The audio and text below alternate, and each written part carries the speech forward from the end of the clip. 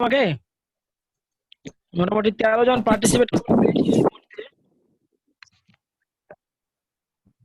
দেখো আজ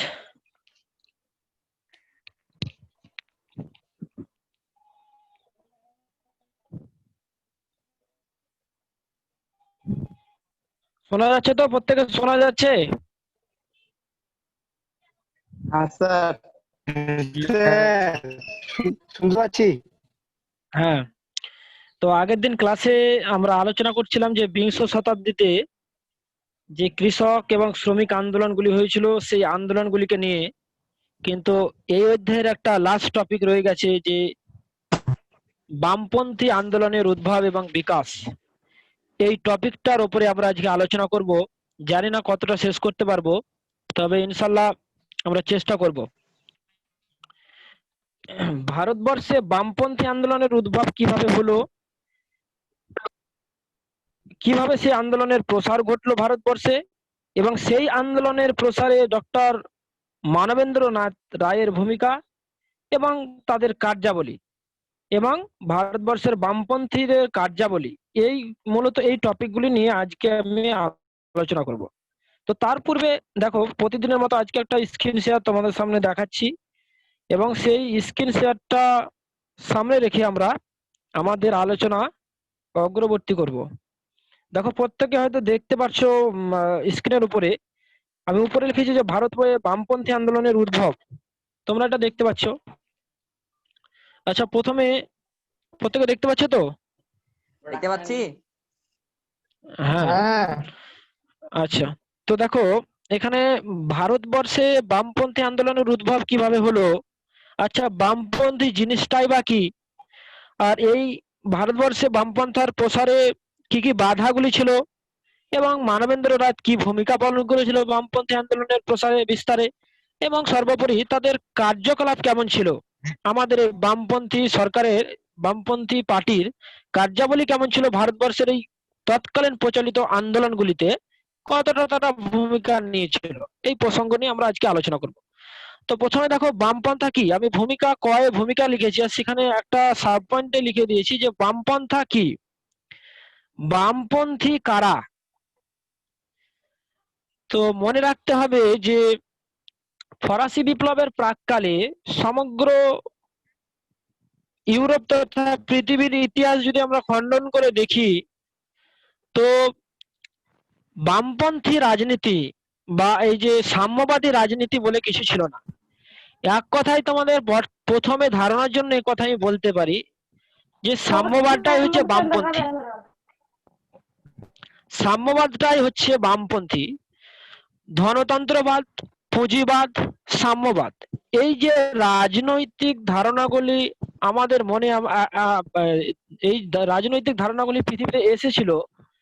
অন্যান্য রাজনৈতিক ধারণা যেমন গণতন্ত্র, রাজতন্ত্র, পুঁজিবাদী রাষ্ট্র, সাম্যবাদী রাষ্ট্র, তেমনই হচ্ছে একটা কমিউনিস্ট, একটা হচ্ছে বা বামপন্থী, একটা ওই রকমই জিনিস। সাম্যবাদটা হচ্ছে কমিউনিস্ট বা বামপন্থী।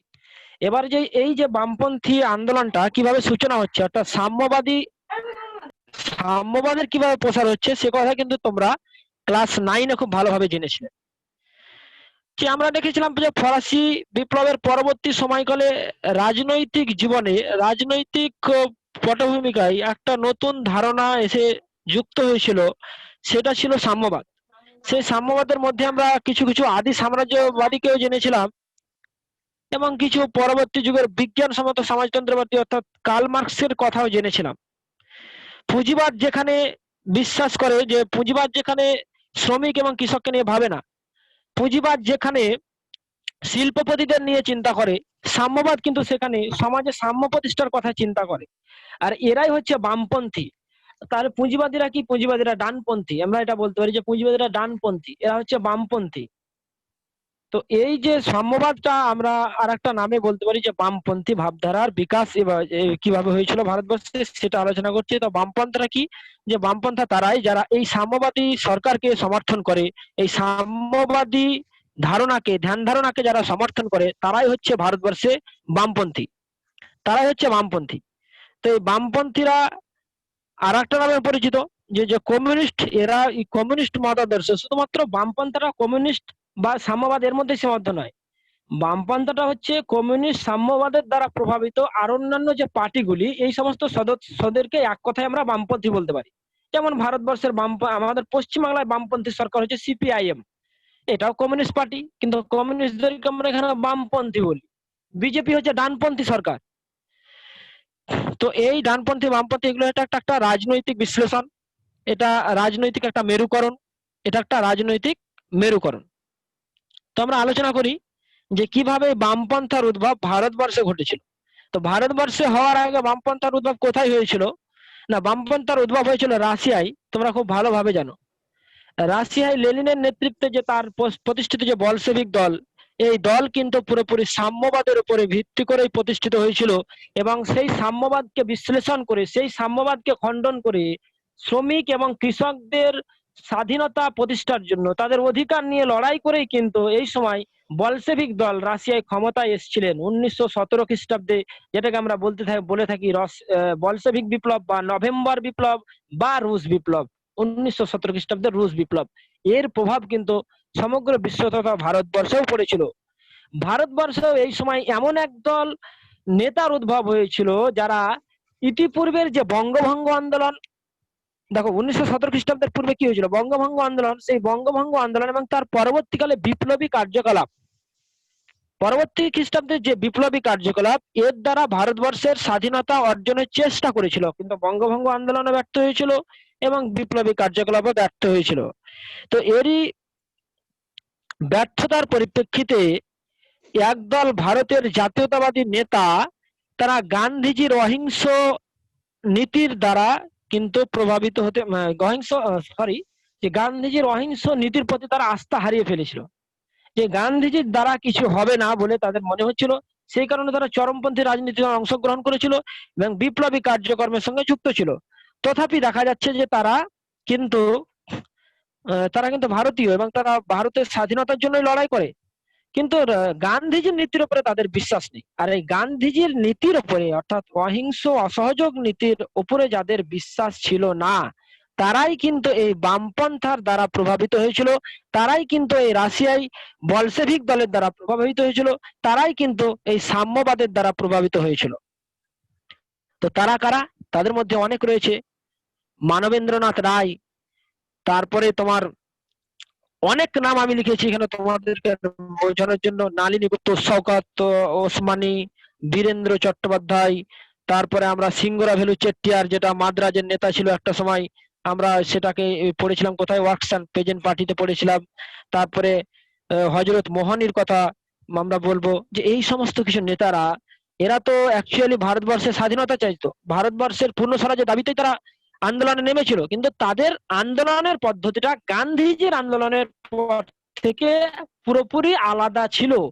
সেই কারণে তারা এই বলশেভিক বিপ্লবের দ্বারা প্রভাবিত হয়েছিল, যে বলশেভিক দল যেভাবে কৃষকদের অধিকার নিয়ে লড়াই করে রাশিয়াতে ক্ষমতা দখল করেছে, শ্রমিকদের অধিকার নিয়ে লড়াই করে রাশিয়াতে ক্ষমতা দখল করেছে, ঠিক একইভাবে আমরাও ভারতবর্ষের কৃষক এবং শ্রমিকদেরকে সঙ্গে নিয়ে লড়াই করে ভারতবর্ষে ক্ষমতা দখল করব। কিন্তু দুর্ভাগ্যের বিষয় যে এই সময়কালে কিন্তু এই কমিউনিস্ট দলগুলি, এই সাম্যবাদী দলগুলি কিন্তু ভারতবর্ষে এদের কোনো স্থান ছিল না।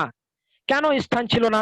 যে আমি প্রথম খ নম্বর পয়েন্টটাই লিখেছি যে ভারতবর্ষে বামপন্থার প্রসার বলে লিখেছি, এবং তার নিচে একটা সাব পয়েন্টে লিখেছি যে তাদের প্রধান বাধা কি ছিল। তো এই যে অন্যান্য, যেমন জাতীয় কংগ্রেস 1885 খ্রিস্টাব্দে প্রতিষ্ঠা হয়েছিল, ঠিক একইভাবে 1917 খ্রিস্টাব্দে যখন বলশেভিক বিপ্লবের দ্বারা ভারতীয় নেতারা, বামপন্থী নেতারা প্রভাবিত হলো, তথাপি তারা ভারতবর্ষে কিন্তু কমিউনিস্ট শাসন বা কমিউনিস্ট দল প্রতিষ্ঠা করতে পারলো না। এই পারলো না কেন, এটাই বলার জন্য দুটো পয়েন্ট আমাকে বলতে হবে, যে ধনতান্ত্রিক দেশগুলির বিরোধিতা, ধনতান্ত্রিক দেশগুলির বিরোধিতা, ধনতান্ত্রিক দেশগুলির বিরোধিতা। কেন তারা বিরোধিতা করত? তারা গণতন্ত্র নামে একটা অসুখ ডেকে এনেছিল। কখন অসুখটা শুরু হয়েছিল? যে ফরাসি বিপ্লবের পর, ফরাসি বিপ্লবের পরে যে গণতান্ত্রিক অসুখটা এসেছিল, সেই গণতন্ত্রটা নেপোলিয়নের নেতৃত্বে ছড়িয়ে পড়েছিল, এবং তখন কিন্তু রাজতন্ত্রের উপরে একটা আঘাত হানা হয়েছিল। এইভাবে কিন্তু এই পরিস্থিতিতে, এই বিংশ শতাব্দীর পরিস্থিতিতে পুঁজিপতি রাষ্ট্রগুলি, অর্থাৎ আমেরিকা, ইংল্যান্ড, এই রাষ্ট্রগুলি আমেরিকা, ইংল্যান্ড, ফ্রান্সের মতো রাষ্ট্রগুলি এটাই অনুভব করেছিল, যদি রাশিয়ার সেই বলশেভিক বা সাম্যবাদ বলশেভিক সরকার, বুঝো। হ্যাঁ, হ্যালো আব্দুর রহমান, বলো।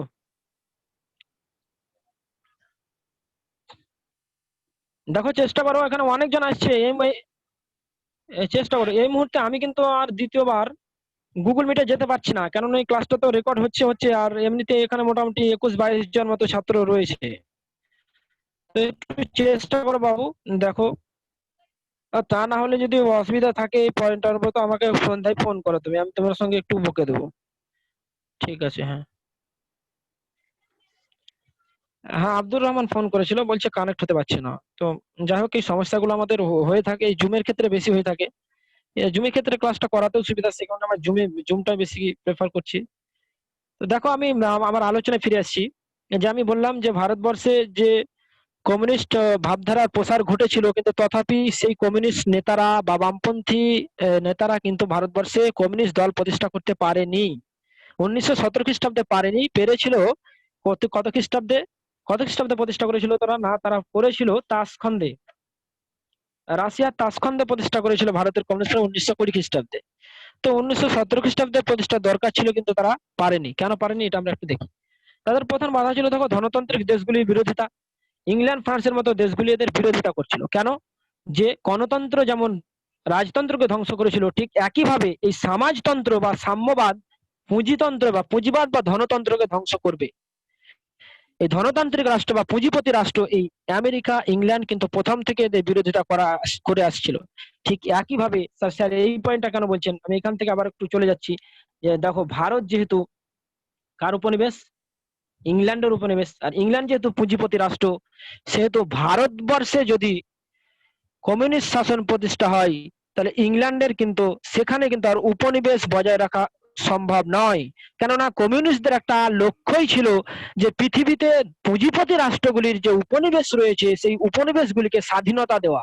এটা কিন্তু তাদের একটা লক্ষ্য। তারা শুধু তাদের নিজের দেশের শ্রমিকের জন্য লড়াই করতো না, তারা বলতো দুনিয়ার মজদুর এক হও। এটা কমিউনিস্ট আন্দোলনের বৈশিষ্ট্য, তোমরা ক্লাস 9-এ পড়েছিলে। কার্ল মার্কস ডাক দিয়েছিল যে দুনিয়ার মজদুর এক হও। তারা জানতো যে শুধুমাত্র একটা দেশে সমাজতন্ত্র প্রতিষ্ঠা করলে পৃথিবী থেকে ধনতন্ত্র মুছে যাবে না। পৃথিবী থেকে ধনতন্ত্রকে মুছে ফেলতে হলে সমগ্র দেশের শ্রমিকদেরকে নিয়ে একটা শ্রেণী সংগ্রামের ডাক দিতে হবে। যে শ্রেণী সংগ্রাম কি করবে, যে সর্বহারার একনায়কতন্ত্র প্রতিষ্ঠা করবে। এটাই ছিল তাদের মূল মন্ত্র।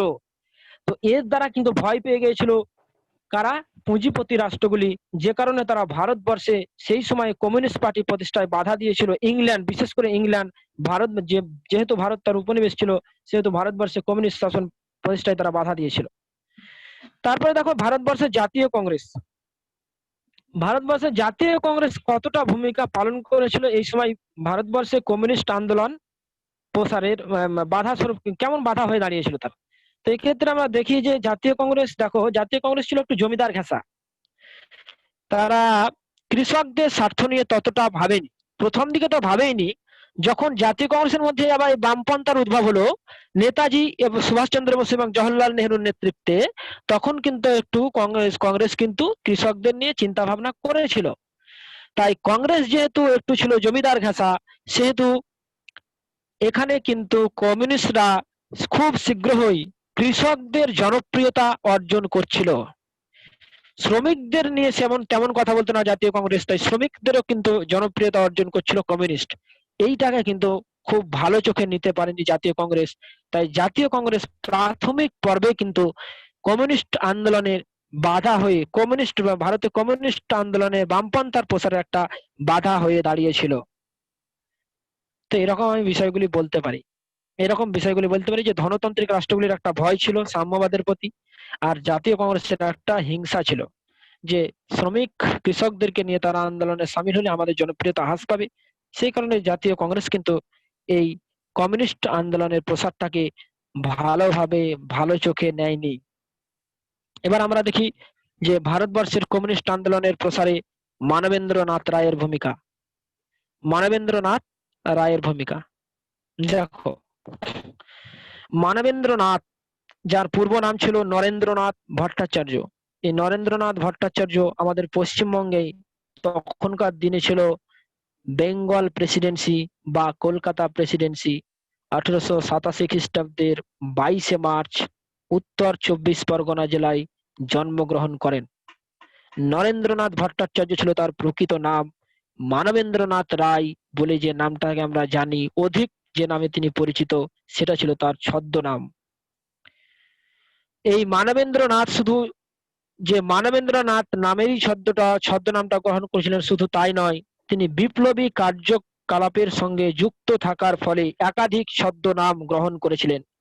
Mister Martin, doctor Manabendranath Roy, Hari Singh, doctor Mahmud, mister White, mister Banerjee, বিভিন্ন ছদ্মনাম তিনি গ্রহণ করেছিলেন বিপ্লবী কার্যকলাপের সঙ্গে যুক্ত থাকার কারণে। ঠিক এই বিপ্লবী কার্যকলাপের সঙ্গে যুক্ত থাকার কারণেই ডক্টর নরেন্দ্রনাথ ভট্টাচার্যকে সরকার গ্রেপ্তার করে। হাওড়া এবং শিবপুর ষড়যন্ত্র মামলায় তাকে অভিযুক্ত করে গ্রেপ্তার করে এবং 4 বছরের কারাদণ্ড দেয়। প্রথমে তাকে গ্রেপ্তার করা হয়েছিল 1910 খ্রিস্টাব্দে, তাকে গ্রেপ্তার করা হলো এবং 4 বছরের কারাদণ্ড দেওয়া হলো। 1915 খ্রিস্টাব্দে তিনি জেল থেকে বেরিয়ে এলেন এবং জেল থেকে বেরিয়ে নেতাজি সুভাষচন্দ্রর মতোই, নেতাজি সুভাষচন্দ্র যেমন জার্মানিতে গিয়েছিলেন অস্ত্রশস্ত্র সংগ্রহের জন্য, জার্মানির সাহায্যের জন্য, ঠিক একই উদ্দেশ্য নিয়ে তিনি কিন্তু নেতাজির পূর্বেই জার্মানিতে গেছিলেন অস্ত্রশস্ত্র সংগ্রহের উদ্দেশ্যে। জার্মানিতে বার্লিনে পৌঁছেছিলেন, ভারতীয় বিপ্লবী কমিটি সেখানে প্রতিষ্ঠা করেছিলেন। তারপরে দেখা যাচ্ছে যে তিনি সেখান থেকে চলে আসেন আমেরিকাতে। সেখান থেকে আমেরিকায় চলে আসেন। আমেরিকায় তার গ্রেপ্তারি অর্ডার বেরিয়ে পড়লে তিনি সেই সময় আমেরিকায় নাম গ্রহণ করেন মানবেন্দ্রনাথ রায়, একটা ছদ্মনাম গ্রহণ করেন মানবেন্দ্রনাথ রায়। সেই নরেন্দ্রনাথ কিন্তু এখনই এই আমেরিকাতে এসে মানবেন্দ্রনাথ হয়ে উঠলো। আমেরিকায় তিনি পাড়ি দিলেন 1919 খ্রিস্টাব্দে এবং সেখানে তিনি একজন মার্ক্সবাদী দার্শনিক তথা একজন সমাজতন্ত্রী দলনায়কের সঙ্গে, একজন বলশেভিক দলনায়কের সঙ্গে কি হলেন, যে তার সঙ্গে দেখা করলেন। তার নাম হচ্ছে মিখাইল বোরোদিন। মিখাইল বোরোদিন নামে দক্ষিণ আফ্রিকায় মেক্সিকোতে তিনি একজন বলশেভিক দলের নেতার সঙ্গে দেখা করলেন এবং এখানেই তিনি কিন্তু দেখা যাচ্ছে যে সাম্যবাদে দীক্ষিত হচ্ছেন।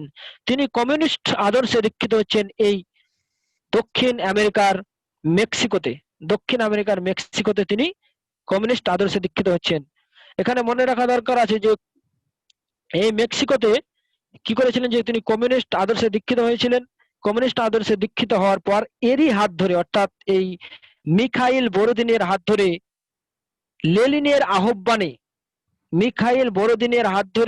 লেনিনের আহ্বানে দ্বিতীয় ইন্টারন্যাশনালে বা কমিনটানে অংশগ্রহণ করেছিলেন রাশিয়ার তাশখন্দে। এরই আহ্বানে, লেনিনের আহ্বানে রাশিয়ার তাশখন্দে চলে এলেন এবং রাশিয়ার তাশখন্দে এসে লেনিনের সংস্পর্শে তিনি এলেন দ্বিতীয় ইন্টারন্যাশনাল। এবার বলবে স্যার দ্বিতীয় ইন্টারন্যাশনাল কি? কমিউনিস্ট ইন্টারন্যাশনাল, এটাকে সংক্ষেপে বলা হয় কমিনটার্ন। আর এই কমিনটার্নটা প্রতিষ্ঠা করেছিল কে? লেনিন 1917 খ্রিস্টাব্দে বলশেভিক বিপ্লবের সময়। শুধুমাত্র রাশিয়ার নয়, সমগ্র বিশ্বের কমিউনিস্ট দলগুলিকে ঐক্যবদ্ধ করে সাম্যবাদী আন্দোলনে সামিল হওয়ার জন্য এই দল প্রতিষ্ঠা করেছিল। কোথায়? রাশিয়াতে। তারই একটা দ্বিতীয় অধিবেশন ছিল 1920 খ্রিস্টাব্দে, অর্থাৎ পরের বছরে। প্রতি বছর একটা করে আন্তর্জাতিক অধিবেশন বসতো। সেই অধিবেশনটা বসেছিল রাশিয়া তাশখন্দে 1920 খ্রিস্টাব্দে সেই অধিবেশন বসেছিল। সেই অধিবেশনে কিন্তু ভারতের হয়ে অংশগ্রহণ করলেন ডক্টর নরেন্দ্রনাথ ভট্টাচার্য অর্থে MN রায়। ভারতের হয়ে তিনি সেই অধিবেশনে অংশগ্রহণ করলেন। সেই অধিবেশনে তার সঙ্গে লেনিনের কিছু মতপার্থক্য দেখা দিল। তোমরা এটা হয়তো বইয়ে পড়বে। কি সেই মতপার্থক্য? দেখো, মানবেন্দ্রনাথ রায় ভেবেছিলেন যে লেনিন সেখানে তাকে পরামর্শ দিলেন যে শোনো, মানবেন্দ্রনাথকে তিনি পরামর্শ দিলেন যে এই সময় কমিউনিস্টের যে আদর্শ, সেই আদর্শটা একবার মনে করিয়ে দিলেন লেনিনকে, যে দেখো আমাদের আদর্শ হলো যে এই যে উপনিবেশবাদের বিরোধিতা করা, অর্থাৎ যে পুঁজিবাদী রাষ্ট্রগুলির উপনিবেশ রয়েছে সেই উপনিবেশবাদের বিরোধিতা আমাদের কাজ। তো এখানে আমি দেখছি যে তোমাদের ভারতবর্ষে জাতীয় কংগ্রেস সেই কাজেই নিযুক্ত আছে। তো মানবেন্দ্রনাথ রায়কে বললেন যে বিরোধিতা করে লাভ নেই, তুমি জাতীয় কংগ্রেসের সঙ্গে যুক্ত হও এবং জাতীয় কংগ্রেসের মধ্যেই কিন্তু তুমি কি করো যে বামপন্থার বিস্তার ঘটাও এবং সেই জাতীয় কংগ্রেসের সঙ্গে হাত মিলিয়ে কি করো ভারতবর্ষের জাতীয় আন্দোলনে গান্ধীজিকে সাহায্য করো। দেখবে অটোমেটিক ভাবে তোমাদের ওখান থেকে কি হবে, তোমাদের ভারত থেকে ব্রিটিশ রাজের অবসান হবে, এমনটা পরামর্শ দিলেন। কিন্তু বিষয়টা হচ্ছে যে এই পরামর্শ কিন্তু মানবেন্দ্রনাথ গ্রহণ করলেন না। মানবেন্দ্রনাথ তার কথায় সাই দিলেন, কিন্তু মানবেন্দ্রনাথ অ্যাকচুয়ালি কি করলেন, মানবেন্দ্রনাথ অ্যাকচুয়ালি যেটা করলেন যে তিনি সেই কথাতে সাই দিলেন এবং সেই সঙ্গে সঙ্গে তার যে প্রাদেশিক সংগঠন অর্থাৎ কৃষক শ্রমিকদেরকে নিয়ে সংগঠন তিনি শুরু করে দিলেন এবং তিনি কিন্তু কংগ্রেসের সঙ্গে যুক্ত থেকে তার আঞ্চলিক সংগঠনকে আরো বৃহত্তর করলেন এবং তিনি ভাবতেন যে আমি যে কোনো মূল্যে এই শ্রমিক এবং কৃষকদেরকে সঙ্গে নিয়ে কি করব, যে আন্দোলন করব এবং আন্দোলনে কি করব, যে আন্দোলন একটা শ্রেণী সংগ্রাম গড়ে তুলবো এবং সেই শ্রেণী সংগ্রামের মধ্য দিয়ে ভারতবর্ষে সর্বহারার একনায়কতন্ত্র প্রতিষ্ঠা করব, যে ক্ষেত্রে কংগ্রেসের কোনো ভূমিকা থাকবে না। তো এই কথাটা কিন্তু লেনিন তার সঙ্গে একমত হতে পারেনি, তাই লেনিনের সঙ্গে তার এখানে একটা মতপার্থক্য হয়ে যায়। ঠিক এই সময়েই কিন্তু দেখা যাচ্ছে যে ভারতীয় কমিউনিস্ট পার্টি প্রতিষ্ঠা হচ্ছে সেই দ্বিতীয় ইন্টারন্যাশনাল বা দ্বিতীয় কমিটানের সম্মেলনে 1920 খ্রিস্টাব্দের 17ই অক্টোবর। অবনী মুখার্জি, তারপরে এই সময় কয়েকজন খিলাফতি আন্দোলনের নেতা মোহাম্মদ আলী এবং মোহাম্মদ শাফিক, এদের হাত ধরে মানবেন্দ্রনাথ রায় এদের সহযোগিতায় কি করছেন, যে তিনি মানবেন্দ্রনাথ এদের সহযোগিতায় কি করছেন, যে তোমার কমিউনিস্ট ভারতীয় কমিউনিস্ট দল কিন্তু রাশিয়ার তাসখন্দে প্রতিষ্ঠা করছেন, রাশিয়ার তাসখন্দে প্রতিষ্ঠা করছেন ভারতীয় কমিউনিস্ট দল, এটা মনে রাখতে হবে। দেখো এটা অনেকটা বিস্তারিত তখন থেকে বলছি, যে অনেকটা বলা হলো, যে এক্ষেত্রে আমি বলি যে এতটুকু অবধি যদি কারো কোনো প্রবলেম থাকে তাহলে একটু আমাকে বলো, কারণ আমি আবার একটু পরবর্তী আলোচনায় যাব। কিভাবে প্রাথমিক পর্বে ভারতীয় কমিউনিস্ট পার্টি ভারতে প্রতিষ্ঠিত হলো না হয়ে রাশিয়ার তাসখন্দে প্রতিষ্ঠা হচ্ছে, সেটার ইতিহাসটা একটু বললাম। সেই প্রতিষ্ঠায় অগ্রণী ভূমিকা নিচ্ছে আমাদের নরেন্দ্রনাথ ভট্টাচার্য ওরফে মানবেন্দ্রনাথ রায়। সেই মানবেন্দ্রনাথ রায়ের নেতৃত্বে প্রতিষ্ঠিত হলো ভারতীয় কমিউনিস্ট পার্টি আমেরিকার তাসখন্দে 1920 খ্রিস্টাব্দের 17ই অক্টোবর। এতদূর অব্দি যদি কোনো বোঝার অসুবিধা থাকছে থেকে থাকে তো আমাকে বলো।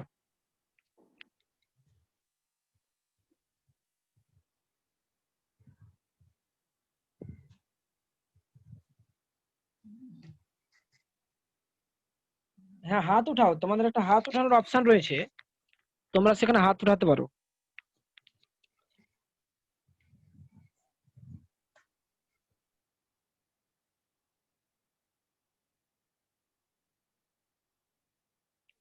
আসাদুল্লাহ, আসাদুল্লাহ আনমিউট করো।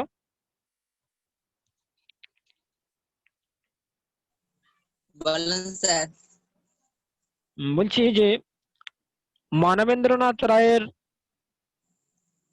প্রকৃত নাম কি ছিল? নরেন্দ্রনাথ স্যার। নরেন্দ্রনাথ বললে হবে না, নরেন্দ্রনাথ কি? নরেন্দ্রনাথ রায়। নরেন্দ্রনাথ রায়, তুমি ভুল বললে। ভট্টাচার্য। তৌফিক কুমার বলো, তৌফিক কুমার বলো। নরেন্দ্রনাথ ভট্টাচার্য। নরেন্দ্রনাথ ভট্টাচার্য। দেখো তোমাদের বোঝার অসুবিধা হয় না তো? না স্যার। ফিজিক্যাল ক্লাস থাকলে বামপন্থী আন্দোলনের একবারে ইয়ে দেখে ছাড়তাম। তো যাই হোক, আমরা যতটুকু চেষ্টা করছি, ইনশাল্লাহ চেষ্টা করছি ভালোটা দেওয়ার জন্য। তাহলে আমি এগিয়ে যাচ্ছি আরো। তো এবারে আমি যে পরের টপিকটায় চলে যাব, যে ভারতে কমিউনিস্ট সংগঠনের চেষ্টা। এই যে ভারতে দেখা যাচ্ছে যে এখানে রাশিয়ার তাসখন্দে ভারতীয় কমিউনিস্ট পার্টি প্রতিষ্ঠা হলো, কমিউনিস্ট পার্টি সেখানে প্রতিষ্ঠা হওয়ার পরে আমরা দেখব যে কিভাবে ভারতের সংগঠনকে আরো মজবুত করার চেষ্টা করছে এই কমিউনিস্ট পার্টি, অর্থাৎ মানবেন্দ্রনাথ রায় কিভাবে ভারতবর্ষে কমিউনিস্ট আন্দোলনকে ছড়িয়ে দেওয়ার চেষ্টা করছে, এটা আমরা দেখব। দেখো 1922 খ্রিস্টাব্দে মানবেন্দ্রনাথ রায় পুনরায় বার্লিনে চলে আসে, অর্থাৎ আবার জার্মানিতে তিনি চলে আসেন, রাশিয়া থেকে আবার জার্মানিতে চলে আসেন। কেন চলে আসেন? না, যে পার্টি প্রতিষ্ঠা হলো 1920 খ্রিস্টাব্দের 17ই অক্টোবর, সেই পার্টির সংগঠনকে নিয়ে, পুরোপুরি সেই পার্টিকে নিয়ে তিনি আফগানিস্তানের মধ্য দিয়ে ভারতবর্ষে ঢোকার একটা চেষ্টা করেছিলেন 1921 খ্রিস্টাব্দে, তার পরের বছরে আর কি। কিন্তু তিনি ব্যর্থ হন। এবং তিনি কি করেন, তিনি পুনরায় বার্লিনে চলে যান, পুনরায় জার্মানির বার্লিনে চলে যান এবং সেখান থেকে বিভিন্ন পত্র পত্রিকার মাধ্যমে ভারতবর্ষের কমিউনিস্ট সংগঠনকে মজবুত করার চেষ্টা করেন। সেক্ষেত্রে তার উল্লেখযোগ্য পত্রিকা ছিল ভ্যানগার্ড অফ ইন্ডিয়ান ইন্ডিপেন্ডেন্স। আমি সংক্ষেপে এটাকে ভ্যানগার্ড বলতে পারো, ইন্ডিপেন্ডেন্স ওটাও না, পুরো ভ্যানগার্ড বলতে পারো এটা। এবং ইন্ডিয়ান ট্রানজিশন এই একটা তার বিখ্যাত গ্রন্থ, যে গ্রন্থের মধ্য দিয়ে তিনি কি করেছিলেন না, ভারতবর্ষের কমিউনিস্ট আদর্শকে ছড়িয়ে দিয়েছিলেন। লেনিনের বক্তব্যকে তার এই গ্রন্থে তুলে ধরেছিলেন, যে সাম্যবাদ কি আদর্শ, তার লক্ষ্য কি, সাম্যবাদ কিভাবে শ্রমিকদেরকে নিয়ে আন্দোলনে সামিল হতে চাই, এই যে আদর্শগুলি, কিন্তু এই যে সাম্যবাদী শিক্ষাটা কিন্তু তার এই গ্রন্থের মধ্যে দিয়ে তিনি ভারতীয়দের দিয়েছিলেন। সেই সময় ভারতীয় বামপন্থী মনোভাবাপন্ন নেতাদেরকে এই গ্রন্থের মধ্য দিয়ে তিনি তার সংগঠন সম্পর্কে, তার আন্দোলন সম্পর্কে কিন্তু জানিয়েছিলেন। তো এইভাবে আমরা একটা নতুন স্ক্রিন শেয়ার করছি এবং সেখানে তোমাদেরকে দেখাবো যে কিভাবে এই ভারতবর্ষে কমিউনিস্ট সংগঠন গঠনের চেষ্টা করা হয়েছিল। দেখো, সেই নতুন স্ক্রিন শেয়ারটা তোমাদের সামনে যাবে।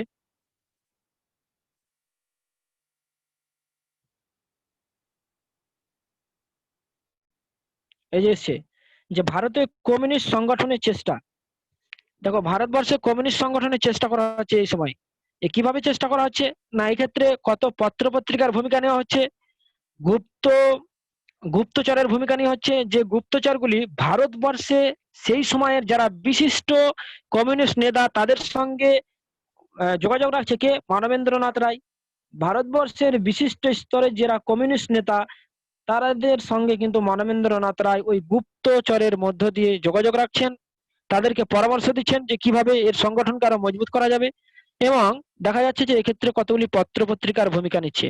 তো সেক্ষেত্রে খুব সংক্ষেপে তোমাদের বোঝার সুবিধার্থে আমি কয়েকটা নাম লিখেছি, যে এখানকার সেই প্রাদেশিক নেতাদের মধ্যে মুম্বাইয়ের আমরা পেয়ে যাব যে অমৃত শ্রীপাদ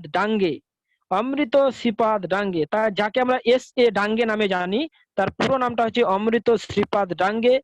তারপরে নিম্বকারকে আমরা এখানে পেয়ে যাব, নিম্বকার। এই সমস্ত নেতারা কিন্তু মুম্বাই প্রাদেশিক কমিউনিস্ট আন্দোলনে যোগ দিয়েছিলেন।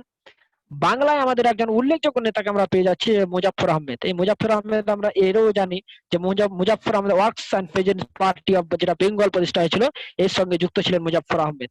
তো এই মুজাফফর আহমেদকে একটা বাংলায় পেয়ে যাচ্ছেন কমিউনিস্ট নেতা, এবং মাদ্রাজে পেয়ে যাচ্ছেন সিঙ্গুরা ভেলু চেট্টিয়ার। যে সিঙ্গুরা ভেলু চেট্টিয়ারের কথা আমরা আগেও পড়েছি, যে সিঙ্গুরা ভেলু চেট্টিয়ারের নেতৃত্বে মাদ্রাজে কিভাবে কৃষক শ্রমিক আন্দোলন, আইন অমান্য আন্দোলন, শ্রমিক আন্দোলন পড়াই, কৃষক আন্দোলন পড়ার সময়, শ্রমিক আন্দোলন পড়ার সময় আমরা এই সিঙ্গুরা ভ্যালু চেট্টিয়ারের কথা জেনেছিলাম। তো এই সমস্ত প্রাদেশিক নেতাদের সঙ্গে সম্পর্ক রাখার জন্য গুপ্তচর নিয়োগ করা হচ্ছে। নালিনী গুপ্ত, শওকত আসমানি, বীরেন চট্টোপাধ্যায়, এই সমস্ত গুপ্তচরের মধ্য দিয়ে এই প্রাদেশিক স্তরের ভারতের কতটা প্রবল বাধা। দেখো, এতটাই বাধা যে ভারতে এসে কমিউনিস্ট পার্টির প্রচার তারা করতে পারছে না। ভারতের শেষ প্রাদেশিক কিছু কমিউনিস্ট নেতাদের সঙ্গে মানবেন্দ্রনাথ রায় বার্লিন থেকে গুপ্তচরের মধ্য দিয়ে তার সঙ্গে যোগাযোগ স্থাপন করছে, এবং কিছু পত্র পত্রিকা এখানে উল্লেখযোগ্য ভূমিকা পালন করছে। সেই পত্র পত্রিকার মধ্যে কয়েকটা বিশেষ উল্লেখযোগ্য, যেমন ধূমকেতু, আত্মশক্তি, নবযুগ, তারপরে S.A. ডাঙ্গে অর্থাৎ অমৃত শ্রীপাদ ডাঙ্গের সোশ্যালিস্ট, খুব উল্লেখযোগ্য পত্রিকা একটা, সোশ্যালিস্টটা খুব উল্লেখযোগ্য একটা পত্রিকা। তারপর আমাদের মুজাফফর আহমেদ তার বিশিষ্ট অবদান রেখেছিলেন। তিনি মুজাফফর আহমেদ কি করেছিলেন, যে মুজাফফর আহমেদ আমাদের বাংলায়, বিশেষ করে আমাদের বাংলায় তিনি প্রাদেশিক কমিউনিস্ট আন্দোলন পরিচালনার দায়িত্বটা নিয়েছিলেন। তারপরে এই যে S.A. ডাঙ্গে তার সোশ্যালিস্ট পত্রিকা, এই পত্রিকার মধ্য দিয়ে একটা বিবৃতি তুলে ধরা হয়েছিল, গান্ধী বনাম লেনিন। এই যে একটা ইংরেজি পুস্তিকা একটা প্রকাশ করেছিলেন কে? এটা করেছিলেন S.A. ডাঙ্গে অর্থাৎ অমৃত শ্রীপাদ ডাঙ্গে। তো এইভাবে কিন্তু তারা প্রাদেশিক বা প্রাদেশিক সভাপতি হিসাবে বা প্রদেশ সভাপতি হিসাবে কিন্তু তারা উল্লেখযোগ্য অবদান রেখেছিলেন ভারতবর্ষের কমিউনিস্ট সংগঠনকে আরো মজবুত করে তোলার জন্য। তো এইভাবে আমরা তিনটি পর্যায়ে দেখছি যে কিছু প্রাদেশিক নেতাদের সঙ্গে বার্লিন থেকে সংযোগ স্থাপনের চেষ্টা হচ্ছে গুপ্তচরের মধ্য দিয়ে, এবং পত্র পত্রিকার কি হচ্ছে, পত্র পত্রিকার সাহায্য নেওয়া হচ্ছে ভারতবর্ষের কমিউনিস্ট আন্দোলনকে পরিচালনা করার জন্য। তারপরে আমরা 2 নম্বর পয়েন্টে চলে আসছি যে আন্দোলন দমনে সরকারি দমন নীতি। আন্দোলন কিভাবে দমন করছে এই বামপন্থী আন্দোলন, কিভাবে সরকার দমনের প্রচেষ্টা করছে না, প্রথম থেকেই দেখো মানবেন্দ্রনাথ রায়কেই আমরা দেখেছি যে এই ব্যক্তিকেই কিন্তু কি করা হয়েছিল, যে তাকে একটা ষড়যন্ত্রে জড়িত করে তাকেই কিন্তু প্রথমে কি করা হয়েছিল, তোমার গ্রেপ্তার করা হয়েছিল, 4 বছর কারাদণ্ড দেওয়া হয়েছিল। এগুলি কিন্তু ভারতবর্ষে শুধুমাত্র বামপন্থার বিকাশকে রোধ করার জন্য। তার পরবর্তী আমরা যদি দেখি, তো আমি এখানে প্রথমটা লিখেছি যে পেশোয়ার ও কানপুর ষড়যন্ত্র মামলা। 1922 খ্রিস্টাব্দে এই কানপুর ষড়যন্ত্র মামলা চালু হয়েছিল 1922 খ্রিস্টাব্দে। এই ষড়যন্ত্র মামলায় আমরা একটা জিনিস দেখব যে এই ষড়যন্ত্র মামলায় বিশিষ্ট স্তরের বামপন্থী নেতৃবৃন্দ, ভারতের যারা বিশিষ্ট স্তরের বামপন্থী নেতৃত্ববৃন্দ তাদেরকে গ্রেপ্তার করে নেওয়া হচ্ছে। বিশিষ্ট স্তরের বামপন্থী নেতৃত্ববৃন্দকে গ্রেপ্তার করে নেওয়া হচ্ছে। এক্ষেত্রে আমরা দেখবো যে মুজাফফর আহমেদ, যে আমরা একটু বাংলার কথা বললাম, যে বাংলায় যিনি নেতৃত্ব দিচ্ছিলেন, এস এ ডাঙ্গে, শওকাত ওসমানী, যে একটু বললাম যে গুপ্তচর হিসাবে তিনি ভারতবর্ষে এসেছিলেন, নালিনী গুপ্ত, এদেরকে জানতে পেরে কিন্তু সরকার গ্রেপ্তার করে নিচ্ছে। পেশোয়ার ষড়যন্ত্র মামলায় তাদেরকে জড়িয়ে দিয়ে 1922 খ্রিস্টাব্দে, 1922 খ্রিস্টাব্দে সেই ষড়যন্ত্র মামলা শুরু হয়েছিল। 1924 খ্রিস্টাব্দে এই বিশিষ্ট স্তরের কমিউনিস্ট নেতৃত্ববর্গকে গ্রেপ্তার করে নেওয়া হচ্ছে। এইভাবে কিন্তু সরকার ভারতবর্ষের কমিউনিস্ট আন্দোলনকে একটা দমনের চেষ্টা করছে, তথাপি কিন্তু সেটা সম্ভব হচ্ছে না। কমিউনিস্টরা এর বিরোধিতা করে ভারতবর্ষে কমিউনিস্ট সরকার পুনরায় প্রতিষ্ঠা করছে, এর একটা তীব্র বিরোধিতা করে। দেখো 1925 খ্রিস্টাব্দে 26শে ডিসেম্বর কানপুরে কমিউনিস্টদের একটা বিশাল সম্মেলন বসলো, কানপুর সম্মেলন যেটাকে বলছে যে কানপুর সম্মেলন। সেই কানপুর সম্মেলন 1925 খ্রিস্টাব্দে 26শে ডিসেম্বর, যেদিনটাকে আমরা কমিউনিস্ট পার্টির প্রতিষ্ঠা দিবস হিসাবে ধরে থাকি, যে ভারতবর্ষের কমিউনিস্ট পার্টির প্রতিষ্ঠা দিবস হিসাবে ধরে থাকি। এর প্রধান উদ্যোক্তা ছিলেন সত্যভক্ত, চেয়ারম্যান ছিলেন হজরত মোহানি, এবং যুগ্ম সভাপতি ছিলেন সিঙ্গুরা ভেলু চেট্টিয়ার, যেটা ছিল মাদ্রাজের প্রাদেশিক নেতা। তো এদের হাত ধরে, এখানে কিন্তু মানবেন্দ্রনাথ রায় আসেনি, একটা মনে রাখার বিষয়। মানবেন্দ্রনাথ রায় কিন্তু এদের সঙ্গে ছিলেন না, কেন মানবেন্দ্রনাথ তখন অবধি কিন্তু তিনি বিদেশেই ছিলেন। এরপরে লাহোর ষড়যন্ত্র মামলা যখন শুরু হলো, তখন মানবেন্দ্রনাথ রায়কে তার পরের বছর, মিরাট ষড়যন্ত্র মামলা 1929 খ্রিস্টাব্দে যে মিরাট ষড়যন্ত্র মামলা শুরু হলো, 1930 খ্রিস্টাব্দে সেই মিরাট ষড়যন্ত্র মামলায় কিন্তু মানবেন্দ্রনাথ রায়কে গ্রেপ্তার করা হলো। তিনি ভারতে আসছিলেন এবং ভারতে আসার সময় তাকে গ্রেপ্তার করা। তো এভাবে দেখা যাচ্ছে যে সরকার কিন্তু তীব্র দমন নীতি, বামপন্থী সরকারকে বা বামপন্থী আন্দোলনকে করার জন্য, অবদমিত করার জন্য তীব্র দমন নীতি গ্রহণ করছেন। তথাপি কিন্তু কমিউনিস্টরা এর বিরোধিতা করে 1925 খ্রিস্টাব্দে 26শে ডিসেম্বর কানপুর সম্মেলনে মিলিত হচ্ছে, এবং কানপুর সম্মেলনে কানপুরে ভারতের কমিউনিস্ট পার্টি প্রতিষ্ঠা করছে। এর প্রধান উদ্যোক্তা হচ্ছে সত্যভক্ত, এর চেয়ারম্যান ছিলেন হজরত মোহানি, এবং যুগ্ম সভাপতি ছিলেন সিঙ্গুরা ভেলু চেট্টিয়ার। এইভাবে দেখা যাচ্ছে যে ভারতীয় কমিউনিস্ট পার্টি ভারতবর্ষে প্রতিষ্ঠিত হলো 1925 খ্রিস্টাব্দের 26শে ডিসেম্বর, আমরা সময়কালটাকে বলতে পারি। তবে তোমরা 26শে ডিসেম্বর এই সময়কালটা উল্লেখ করবে না, শুধু লিখবে যে ডিসেম্বর মাসে। কেন উল্লেখ করবে না, না 26শে ডিসেম্বর হয়েছিল কানপুর সম্মেলন, সেহেতু সেই দিনটাকে বলা যায় না, তার পরের দিনে হতে পারে, সেই জন্য আমরা 26শে ডিসেম্বর উল্লেখ করব না, আমরা শুধু বলবো 1925 খ্রিস্টাব্দের ডিসেম্বর মাসে। তো ক্লাস মোটামুটি শেষের দিকে হয়ে গেছে।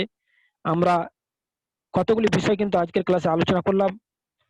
সেই বিষয়গুলির মধ্যে ছিল যে ভারতবর্ষের বামপন্থী আন্দোলনের অগ্রগতিতে মানবেন্দ্রনাথ রায়ের ভূমিকা, এবং সেই বামপন্থী অগ্রগতিতে প্রধান বাধা কোনগুলি ছিল, না ধনতান্ত্রিক বা পুঁজিপতি রাষ্ট্রগুলির একটা বিরোধিতা, ছিল এই কমিউনিস্ট আন্দোলনের ভারতবর্ষে প্রসারের প্রধান বাধা, সেই বাধা কাটিয়ে ওঠে আমরা দেখেছি যে মানবেন্দ্রনাথ রায়ের উদ্যোগে, সেই বাধার জন্য মানবেন্দ্রনাথ রায়ের উদ্যোগে কোথায় প্রতিষ্ঠিত হলো না রাশিয়া তাশখন্দে ভারতীয় কমিউনিস্ট পার্টি প্রতিষ্ঠা হলো, এবং পরবর্তীকালে বিভিন্ন প্রচেষ্টার মধ্য দিয়ে ভারতে এই কমিউনিস্ট আন্দোলনের প্রসার ঘটানোর চেষ্টা করা হলো। সেই চেষ্টাগুলির মধ্যে আমরা দেখলাম যে কিছু প্রাদেশিক নেতার সঙ্গে মানবেন্দ্রনাথ রায় যোগাযোগ রেখেছিলেন গুপ্তচর বাহিনীর মধ্য দিয়ে, এবং কিছু পত্রপত্রিকার সাহায্য নিয়েছিলেন। তার মধ্যে তারই কিছু উল্লেখযোগ্য গ্রন্থ এবং কিছু পত্রিকা, দ্য ভ্যানগার্ড, দ্য ইন্ডিয়ান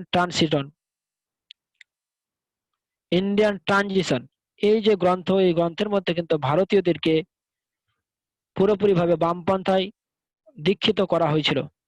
তো এই সমস্ত গ্রন্থগুলির, গুপ্তচরের এবং এই প্রাদেশিক সভাপতিগুলির সহায়তায় ভারতবর্ষে ব্রিটিশ সরকারের দমন নীতির সত্ত্বেও 1925 খ্রিস্টাব্দের ডিসেম্বর মাসে ভারতের মাটিতে ভারতীয় কমিউনিস্ট দল প্রতিষ্ঠিত হয়েছিল।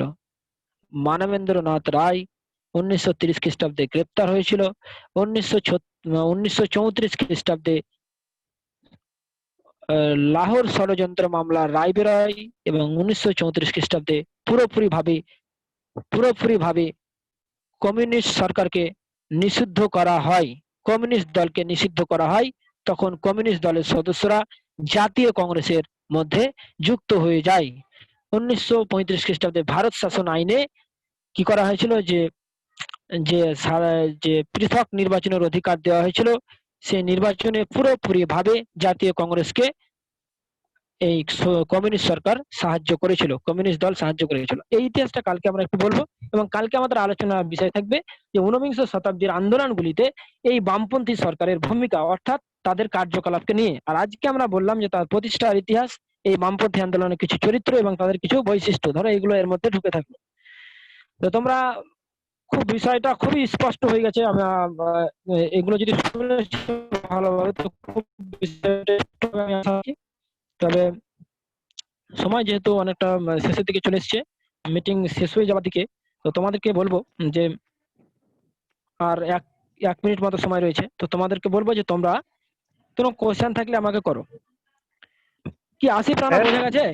হ্যাঁ বলো। হ্যাঁ স্যার, বলছি যে আপনি বললেন 1920 খ্রিস্টাব্দের 17 অক্টোবরের না কত অক্টোবর ভুলে গেছি, ওই যে হ্যাঁ, 17 তাশখন্দে যেটা অক্টোবর। হয়েছিল রাশিয়ার হ্যাঁ, রাশিয়ার। মানবেন্দ্র রায়ের উদ্যোগে, মানে হ্যাঁ, হ্যাঁ। ওটা হয়েছিল একটা মানে কি বলে এটাকে, কমিউনিস্ট দল প্রতিষ্ঠিত হয়েছিল। আর একটা 1925 খ্রিস্টাব্দে কানপুরে প্রতিষ্ঠিত হয়েছিল। কানপুরে, হ্যাঁ। হ্যাঁ, এই দুইবার যেহেতু প্রতিষ্ঠিত হওয়ার কারণে এই কমিউনিস্ট আন্দোলনকে দ্বিজ বলা হয় নাকি? বাহ, তুমি তো আর একটা প্রশ্ন করে দিলে গো। তা হ্যাঁ, সত্যি তাই, আমি এটা বলতেই ভুলে গেছিলাম। না, ভালো কোয়েশ্চেন করে বললে তুমি, যে এই দুইবার প্রতিষ্ঠা হওয়ার কারণে তাকে দ্বিজ বলা হয়, দ্বিজ। দুইবার প্রতিষ্ঠা হয়েছিল, দুইবার। কিন্তু এটা সরকার যেহেতু এর বিরোধিতা করে এসেছিল, তাই প্রথম প্রাথমিক পর্বে বাইরে, অর্থাৎ আমাদের ভারতের বাইরে, এবং তারপরে কিন্তু কমিউনিস্টের বিরোধিতা করে